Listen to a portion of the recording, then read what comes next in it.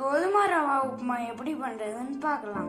தேவையான பொருட்கள்: கோதுமை ரவா 1 கப்பு, கடுகு, உளுத்தம்பருப்பு, கடலைப்பருப்பு, வரமிளகா, கருவேப்பிலை, தக்காளி, பச்சை மிளகாய், வெங்காயம், இஞ்சி, ஒரு எலுமிச்சம்பழம்.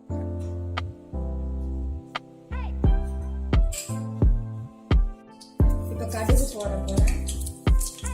கடுகு போட்டு வெடிக்கிறது உளுத்தம்பருப்பு, கடலைப்பருப்பு,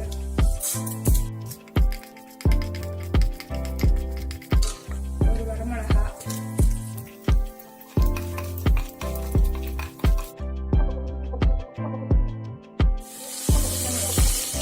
இஞ்சி, கருவேப்பிலை.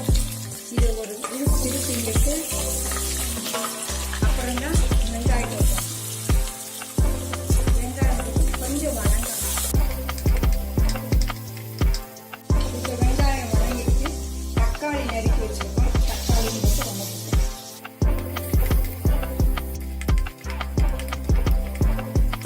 வெங்காயமும் தக்காளி வதங்கிடுறதுக்கு அப்புறம் 3 டம்ளர் தண்ணி ஊற்றணும்.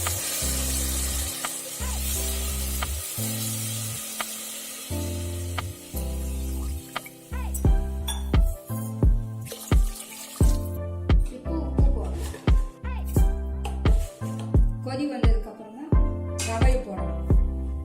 நல்லா கொதிச்செடுத்து தக்காளி வெங்காயம் எல்லாம் வெந்தெடுத்து இப்ப ரவை போடணும்.